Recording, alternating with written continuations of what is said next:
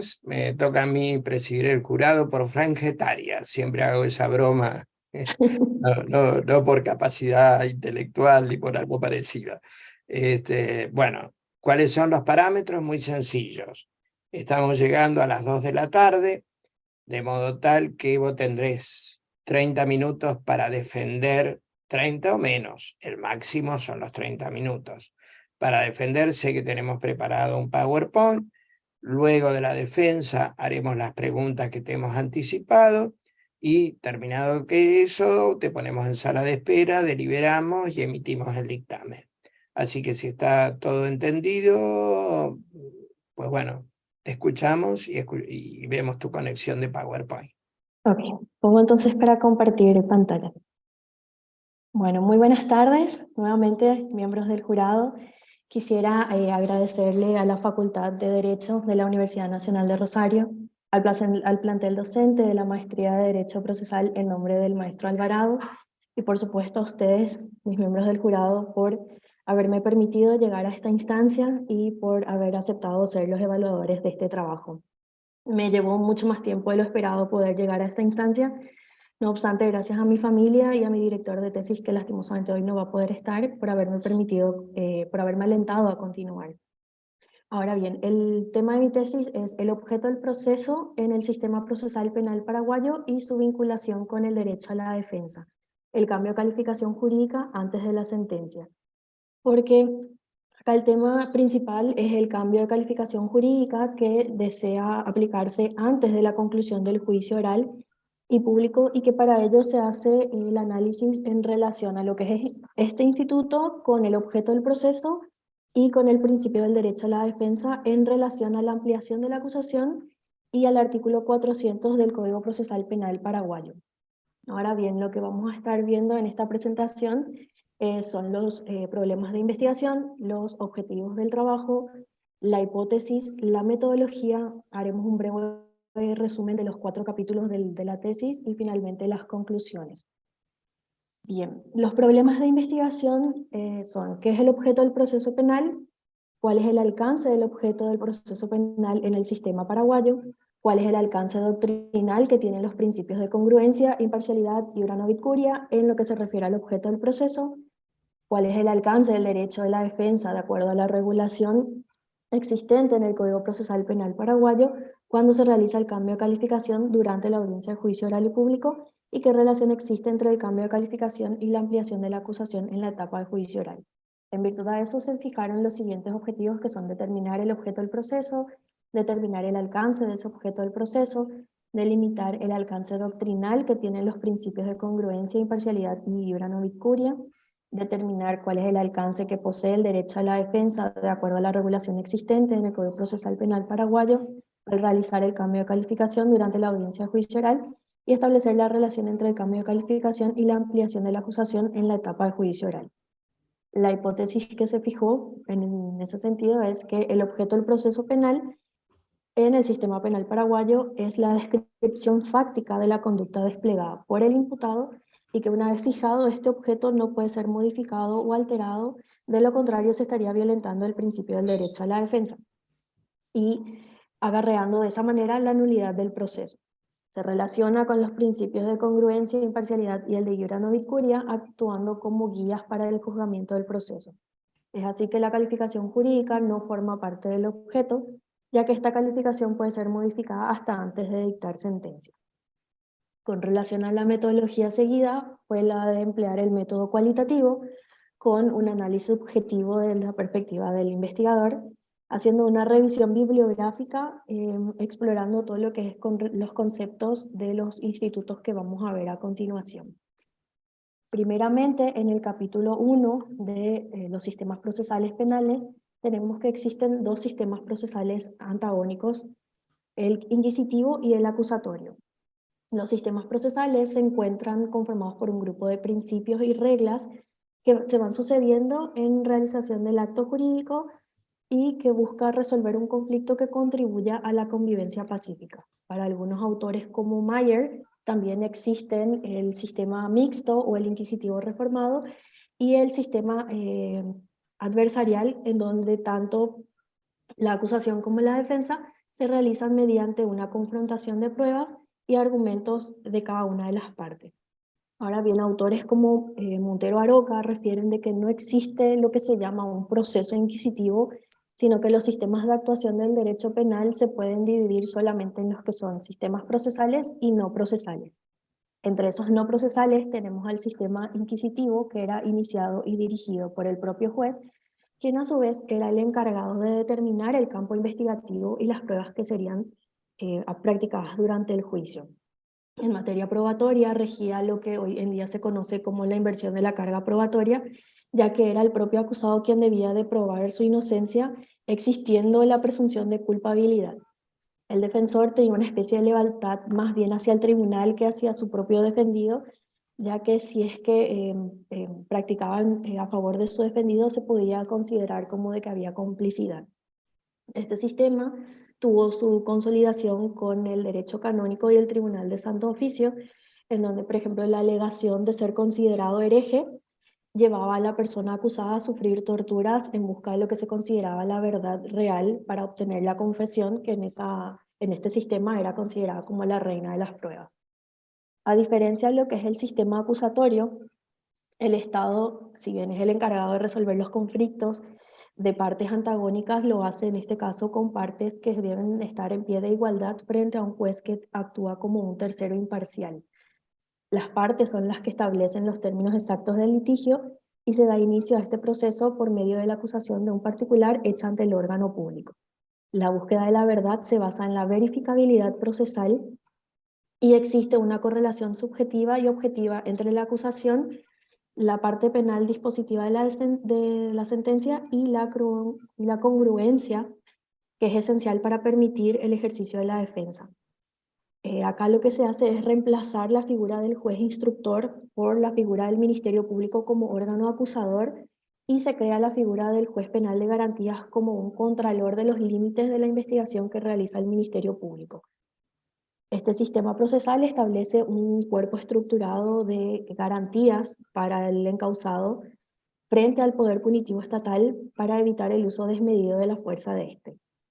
En lo que se refiere a las tendencias actuales en derecho comparado, tenemos que en la actualidad ya la mayoría de los países se han introducido a lo que es el sistema acusatorio. Por ejemplo, en la Argentina tenemos que ingresó con una ley del 98 del Código Procesal Penal de la provincia de Córdoba, que tuvo vigencia en el año 2000. Chile ingresó en el año 97, Colombia con el acto legislativo número 3 del año 2002.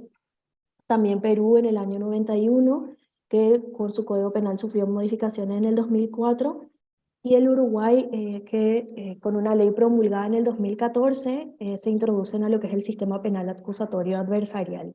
Lo mismo en España, que también cuenta con un ordenamiento de corte acusatorio, en donde se diferencian los actos de investigación y los de prueba, en donde el primero de ellos corresponde a los actos llevados a cabo dentro del procedimiento investigativo o preliminar, y el segundo que es ya la etapa de juicio oral y público. Con relación a lo que es el sistema procesal paraguayo, tenemos que como antecedente inicialmente tenemos lo que eran la Constitución de 1870 y el Código de Procedimientos Penales de 1890, que adoptaban un sistema más bien denominado mixto. Tenía una etapa sumaria de investigación del proceso, en donde el juez de oficio podía iniciar el sumario, el Ministerio Público actuaba como contralor de juez y era el encargado de presentar la acusación, y una etapa plenaria que culminaba con la sentencia. En ese sistema, el imputado y su declaración eran considerados como medios probatorios. Actualmente se ingresó al sistema penal acusatorio en el año 98 con la ley 1286 del Código Procesal Penal, que también tuvo su vigencia a partir del año 2000, y algunos cuerpos normativos utilizados como referentes para la reforma fueron el Código Procesal Modelo para Iberoamérica, el Código Procesal Penal italiano, el de alemán, también los códigos procesales penales de la provincia de Córdoba y Tucumán de Argentina, entre otros.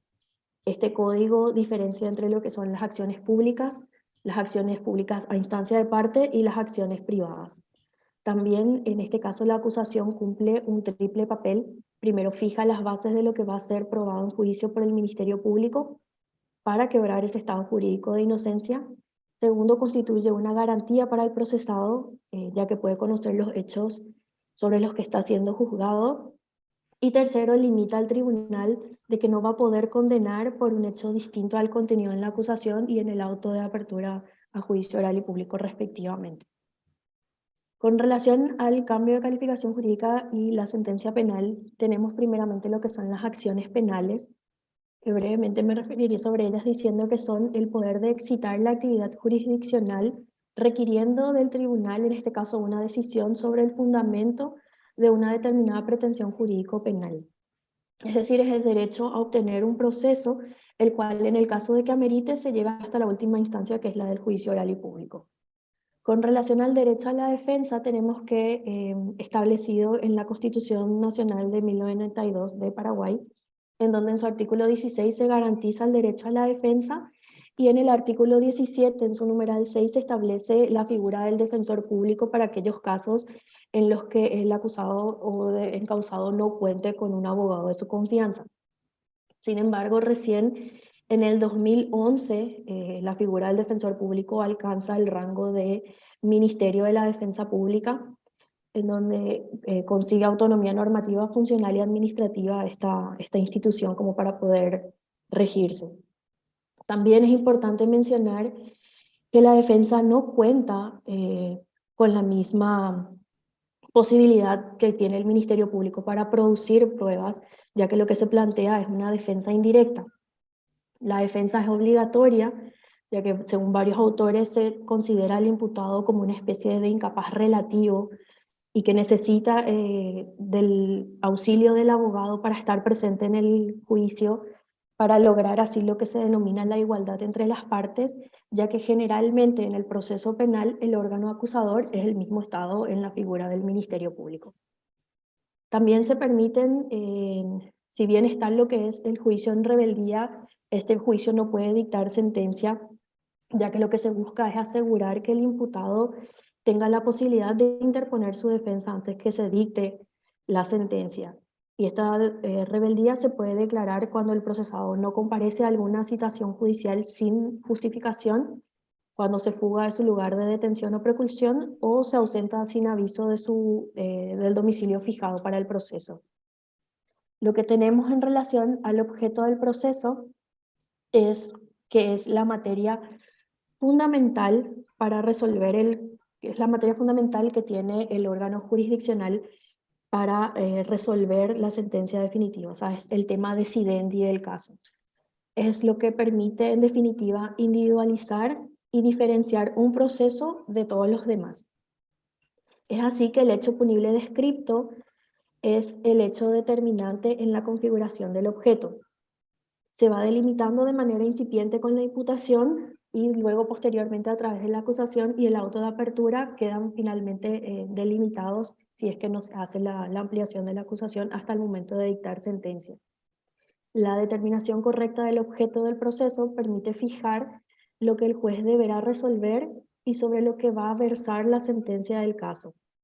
Incide asimismo sobre el derecho de la defensa del imputado y ayuda a que se determine lo que es el principio del ne bis in idem, ya que dentro del suceso histórico tiene relevancia penal para determinación de lo que configura la cosa juzgada y sobre la pertinencia de las pruebas durante el trámite de su admisión.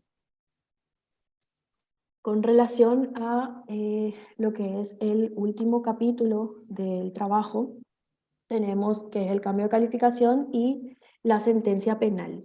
Primeramente, lo que es el principio de vibra novit curia, que es una regla o lineamiento que el órgano decisor, en este caso, tiene para decidir conforme a derecho y no solo por lo que las partes han solicitado, es decir, que obliga al juez que conozca el ordenamiento jurídico y aplique la ley según corresponda.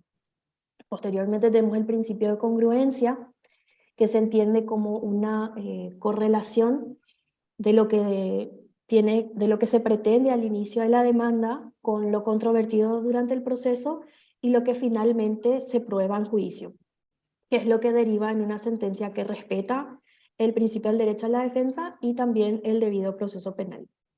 Este principio prohíbe que se condene al procesado por un hecho diferente al acusado y al debatido en juicio, es decir, que limita definitivamente al objeto del proceso, por lo que el juez se encuentra obligado a respetar esa línea para no violentar, como ya había mencionado al principio, la defensa, ni que se torne nula la sentencia que vaya a dictar. Con relación a la determinación alternativa o el cambio de calificación jurídica, vemos que para poder llegar a la etapa de juicio oral, el agente fiscal, el Ministerio Público, debe necesariamente presentar la acusación en contra del imputado. En este requerimiento se debe exponer la relación fáctica atribuida al encausado, de modo a que se pueda delimitar el objeto del procedimiento. La acusación debe cumplir con ciertos requisitos como individualizar correctamente al encausado, evitando que se lo pueda confundir con otra persona. Debe describir de forma circunstancial el hecho cuya comisión se le atribuye y además debe calificar el hecho con todos los parámetros que puedan ser posibles para permitir el derecho a la defensa que tiene el imputado. En la audiencia de juicio oral se pueden presentar dos pretensiones contrapuestas, la de la defensa y la del órgano acusador, ya que en Paraguay tenemos lo que es la figura del querellante adhesivo, pero sigue la suerte de lo que finalmente decida el Ministerio Público. Ambas partes deben exponer sus pretensiones, aunque la carga probatoria reside en el Ministerio Público y debe por ello presentar su teoría del caso al iniciar la etapa de enjuiciamiento. El tribunal, siempre y cuando respete la porción fáctica, puede variar la calificación fijada en la acusación sin, como dije, sin modificar esta variación fáctica, ¿verdad? Ya que no toda variación puede ser perjudicial para el imputado, ya que también algunas podrían beneficiarlo, sobre todo en lo que está con relación a la medición de la pena. Seguidamente tenemos lo que es la sentencia penal, que para que toda sentencia penal sea válida necesita cumplir con una serie de requisitos. Entre ellos tenemos los requisitos internos y los externos. Los internos se refieren a una correlación entre la acusación, la defensa y la sentencia, además de la motivación. Esta última, la motivación, debe consignar el sentido y el razonamiento de por qué se dicta de una manera y no de otra, y se debe fundar también la calificación jurídico-penal explicando por qué se subsumen los hechos dentro de una calificación y además acreditar con la sana crítica cuáles son las pruebas que acreditan estos extremos. La sentencia o decisión final, como había mencionado, tiene solamente dos conclusiones posibles, la absolución o la condena. Si es que el tribunal advierte que no puede romper el estado de inocencia con una... un ratito. Si no puede surgir la certeza positiva de la comisión del hecho punible, debe de absolver al encausado. Y en cambio, si es que considera de que pueden probarse estos extremos y si el acusado es reprochable, lo puede condenar. Ahora, con relación al artículo 400 del Código Procesal Penal paraguayo, tenemos que se titula de la siguiente manera, que es sentencia y acusación, y está ubicado en el capítulo de deliberación y sentencia, y establece lo siguiente. La sentencia no podrá dar por acreditados otros hechos u otras circunstancias que los descritos en la acusación y admitidos en el auto de apertura a juicio o, en su caso, en la ampliación de la acusación, salvo cuando favorezcan al imputado. En la sentencia, el tribunal podrá dar al hecho una calificación jurídica distinta a la de la acusación o del auto de apertura a juicio o aplicar sanciones más graves o distintas a las solicitadas. Sin embargo, el imputado no podrá ser condenado en virtud de un tipo penal distinto del invocado en la acusación, su ampliación o el auto de apertura a juicio y que en ningún momento fue tomado en cuenta durante el juicio. Si el tribunal observa la posibilidad de una calificación jurídica que no ha sido considerada por ninguna de las partes, advertirá al imputado sobre esa posibilidad para que prepare su defensa. Como podemos ver, entonces el artículo 400 tiene tres dimensiones. La primera es que los hechos no pueden ser modificados. La segunda es que la calificación jurídica es modificable si no varía los hechos. Y la tercera es la de una advertencia que se debe realizar al imputado ante el posible cambio de calificación para que prepare su defensa. Además, debemos de ver de que lleva por título sentencia y acusación. Sin embargo, hace referencia a otras cuestiones que están más bien relacionadas a la conclusión del debate del proceso y que no necesariamente a criterio estatecista deberían estar agrupadas juntas, ya que tanto la sentencia como la acusación son figuras que están establecidas en momentos procesales distintos y muy distantes entre sí. O sea, para poder pasar a lo que es una sentencia, a una sentencia, primeramente debemos ir por lo que es el camino de la audiencia del juicio oral y público posterior a la acusación.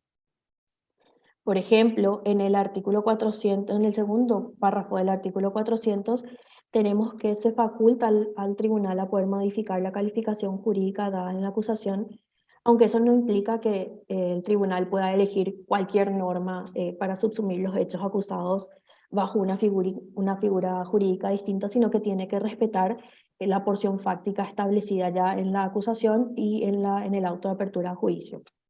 De esta manera, si se prevé una modificación a la calificación, debe de advertir a las partes cuál es la adecuada para poder justamente permitir al encausado preparar su defensa. También podemos ver que en lo que es el texto del artículo 400 no se dice nada con relación al momento en el cual se debe de producir esta intimación, ni tampoco cuál sería el proceso a llevarse a cabo tras la advertencia del tribunal. No obstante, se presume que el momento procesal oportuno debe ser antes de la instancia de los alegatos finales para que la defensa tenga la oportunidad de ejercer su derecho a ser oído y controvertir las modificaciones realizadas. Tampoco limita al juez con relación a calificar en el sentido de ampliar o reducir la expectativa de pena, sino que le permite, con la salvedad de que se debe advertir al imputado y su defensa para que puedan prepararse. También se tiene en cuenta de que esta advertencia en muchos casos se da realmente de una manera meramente enunciativa y que como para poder decir de que se cumplió con la garantía y con eso se termina digamos, de aplicar el artículo 400, ¿verdad? Entonces, lo que tenemos es que se coincide, es que la advertencia debe ser emitida antes de la presentación de los alegatos, ya que de lo contrario, no va a poderse darle a la defensa ni al encausado la posibilidad de que ellos puedan expedirse sobre esta modificación. Es así que las conclusiones a las que se arribó en el presente trabajo es que el objeto del proceso penal es toda circunstancia fáctica que desencadena una consecuencia jurídica. El alcance del objeto del proceso en el sistema penal paraguayo incide en la sentencia limitando la labor del juez. El alcance de los principios de congruencia e imparcialidad y el de iura novit curia en lo que se refiere frente al objeto del proceso es que limitan las modificaciones que este objeto puede sufrir. Es decir, el principio de congruencia establece que tanto la acusación como la decisión final del órgano decisor deben de coincidir en cuanto al hecho realizado y atribuido al autor. Con relación a la imparcialidad, tenemos que lo que busca el juez es que no se involucre, o sea, que el juez no se involucre en la investigación y que su función se centra en sopesar, analizar y decidir sobre la ocurrencia de los hechos y la participación del procesado con base a las pruebas presentadas durante el juicio oral y público. Ahora bien, en lo que respecta al principio de iura novit curia, este colabora con la correcta estructuración del objeto del proceso. Sin embargo, no puede suplir la equivocación del órgano acusador a la hora de calificar el hecho, pues tampoco puede apartarse de la descripción de los hechos realizados en la acusación, ya que en ese caso se estaría violentando el derecho a la defensa.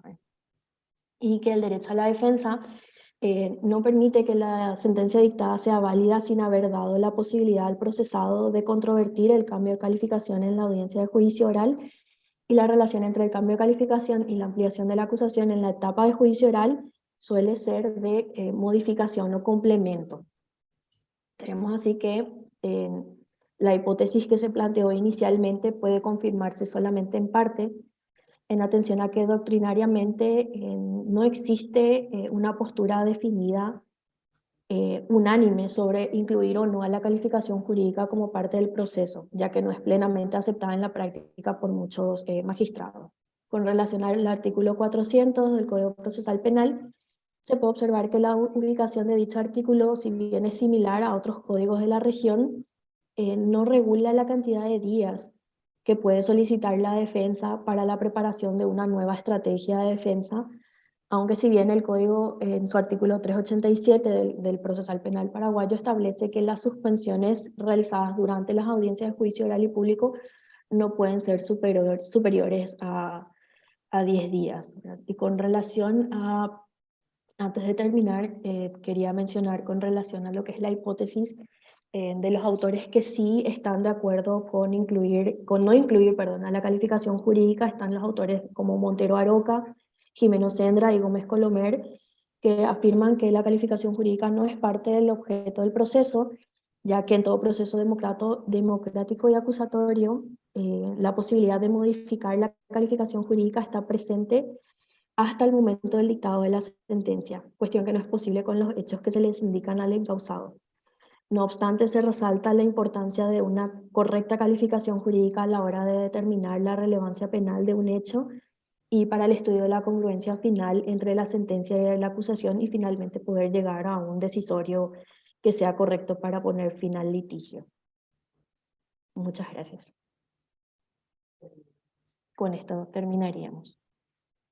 Bueno, muchas gracias. Te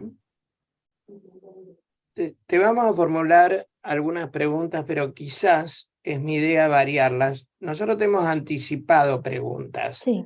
¿Vos tenías preparado responderlas ya previamente, esas preguntas? Sí, esbocé algunas respuestas posibles, pero igual estoy abierta a cualquier consulta que ustedes tengan con Bueno, respecto al tema.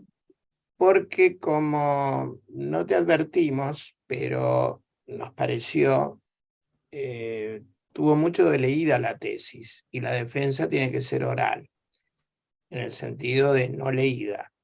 Entonces, si te parece, Claudio, yo voy a modificar la pregunta que hice y mi primera pregunta sería, de acuerdo a tu criterio, ¿cuál sería la etapa ideal o la etapa del proceso ideal en el que se pondría como límite para cambiar la calificación jurídica del hecho imputado?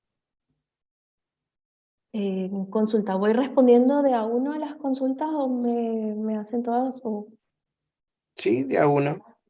Bueno, en ese caso, eh, yo no considero que la calificación jurídica, el cambio de calificación jurídica deba de tener un límite establecido como fijo durante lo que es el proceso.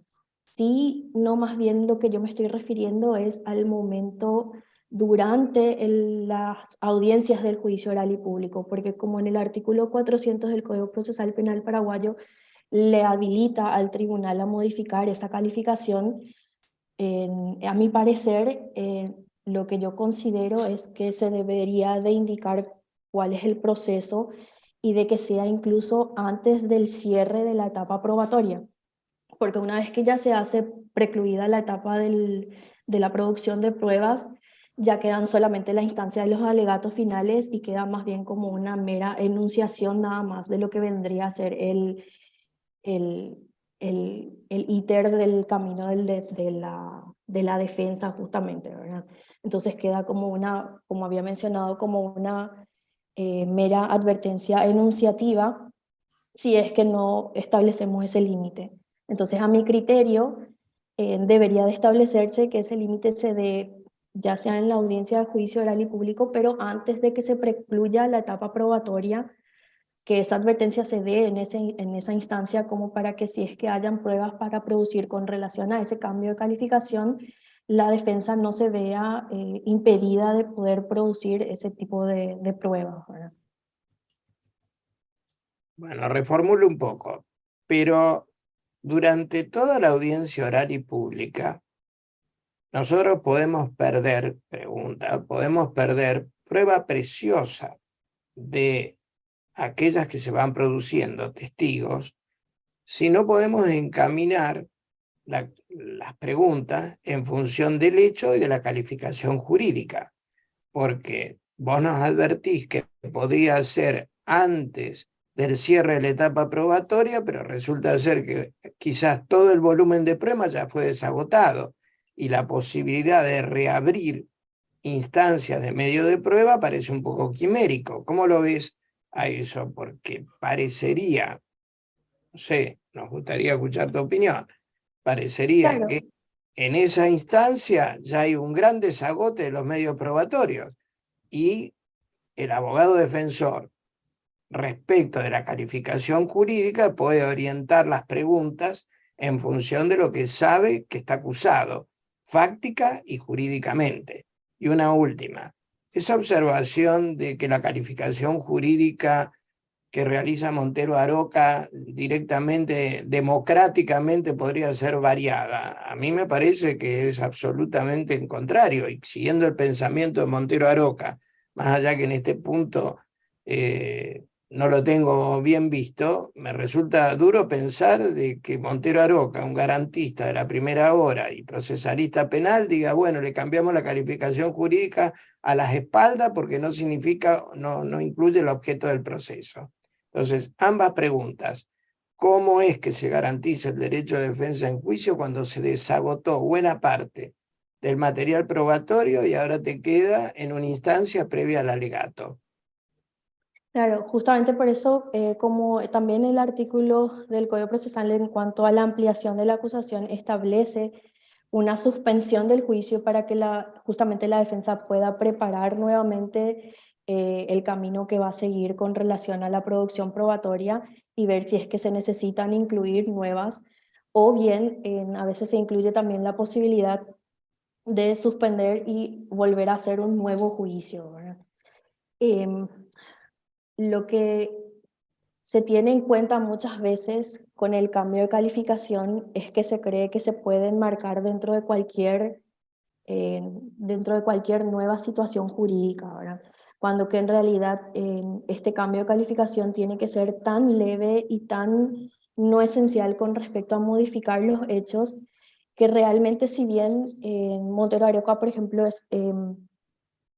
aprueba de que este cambio de calificación puede darse, establece que justamente que este cambio tiene que ser tan mínimo que no pueda modificar la porción fáctica establecida, porque de ese contrario sí, obviamente estaríamos ya en lo que es que el juez ingrese a otros campos que no le son de su jurisdicción, ¿verdad? O sea, que violente, por ejemplo, el principio de la imparcialidad, que no sea más solamente un juez de investigación, que no sea más solamente un juez de observación de la investigación, sino que pase a ser ya más bien como un investigador, ¿verdad? Entonces, justamente por eso, si bien en nuestro ordenamiento penal se establece que se puede hacer esa modificación incluso sin tener en cuenta los agravantes o los atenuantes, a mi parecer debería de tener siempre el mismo criterio que se sigue con lo que es el proceso de en cuanto se da la ampliación de la acusación, en el cual justamente como mencioné se da la posibilidad de suspender el proceso hasta donde llegó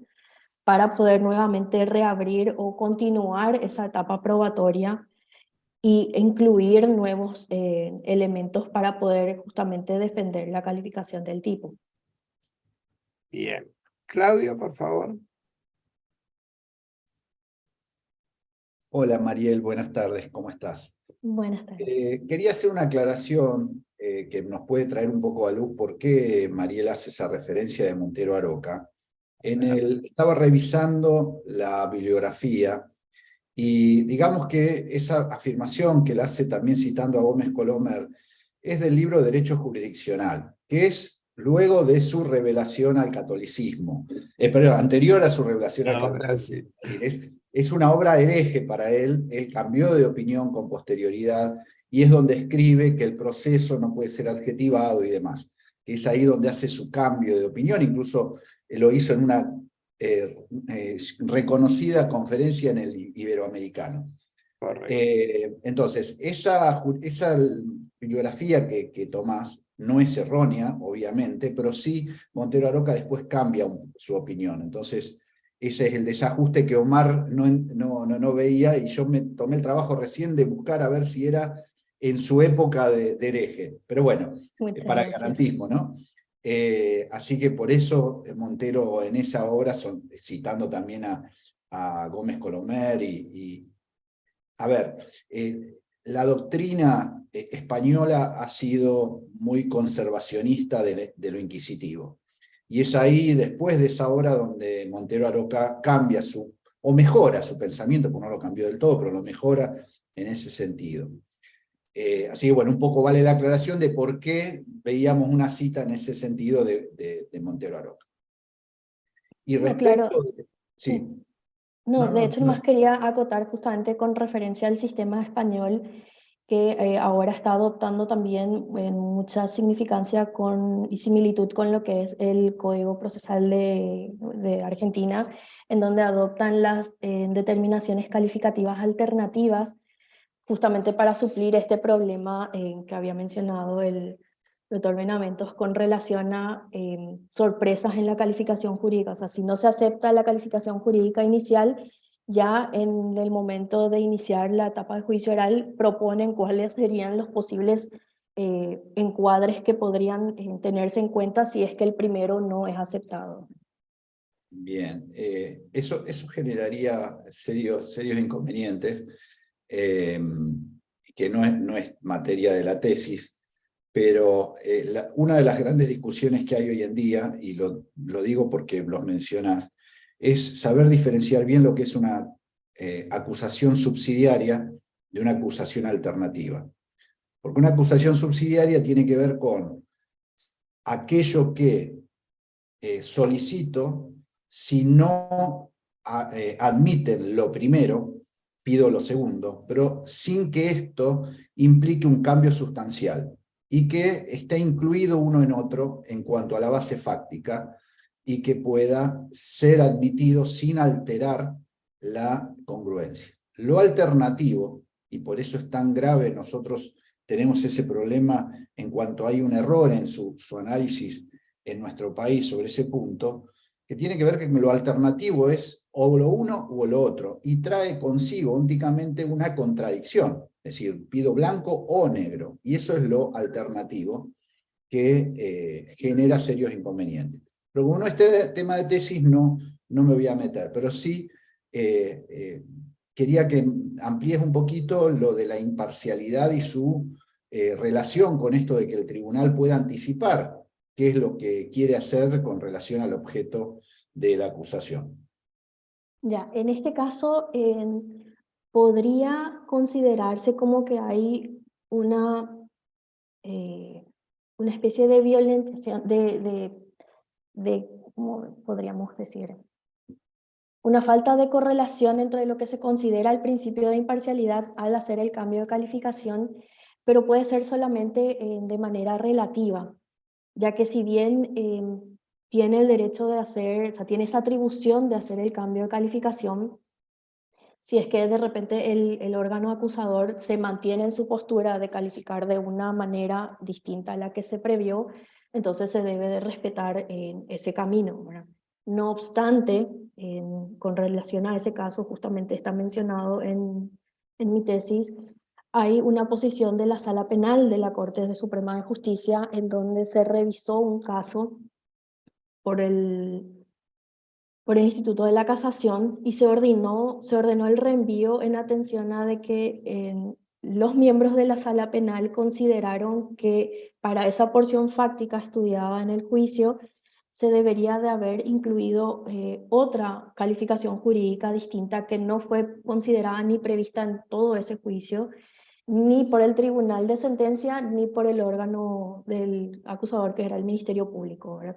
Entonces lo que hizo fue ordenar el reenvío, hacer la advertencia del 400, porque ellos como sala penal no tienen la posibilidad de juzgar los hechos, entonces ordenan el reenvío de un nuevo juicio teniendo en cuenta esa nueva calificación, ¿verdad? Entonces ahí es donde uno dice que ese principio de imparcialidad podría haberse violentado, pero solamente en manera relativa, porque si bien es cierto, el ADQUEM le está imponiendo al tribunal de sentencia la calificación que debería de tener en cuenta al estudiar los hechos, también es cierto de que el tribunal tiene la independencia para, según su sana crítica, juzgar si corresponde o no realmente esa calificación de acuerdo a las pruebas que son producidas en juicio con relación a subsumir o no el hecho establecido.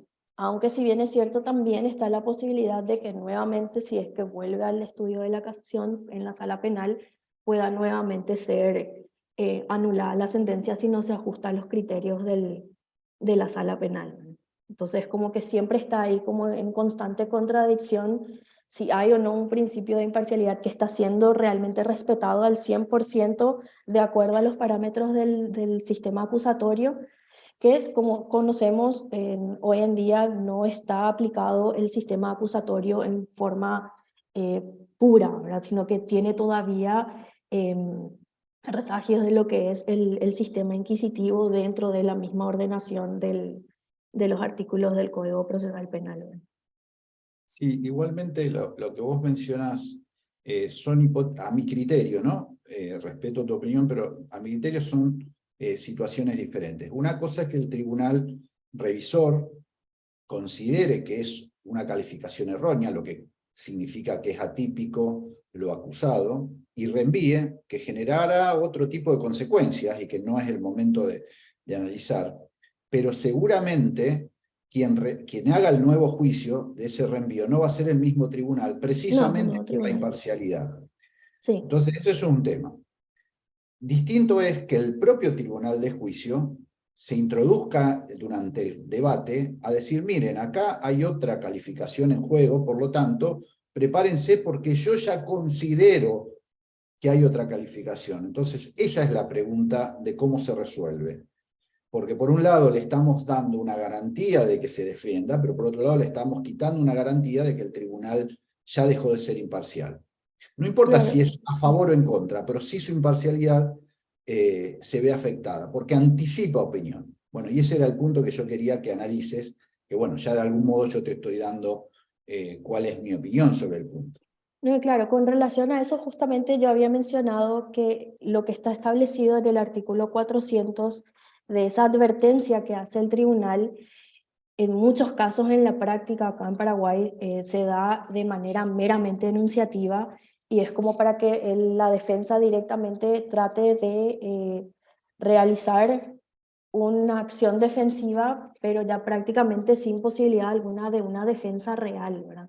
Y para eso ya únicamente después le quedan los institutos procesales de los recursos, más que nada, ¿verdad? Porque ya, si bien como se menciona que la imparcialidad ahí se está viendo afectada, si es que el abogado considera de esa manera, ¿verdad? Porque acá en Paraguay generalmente cuando se hace la advertencia del 400 directamente ya dicen nada más así, ni siquiera están realmente estableciendo cuál vendría a ser la calificación que ellos van a adoptar finalmente si es que el órgano del Ministerio Público no amplía su acusación o no modifica la calificación en sus alegatos.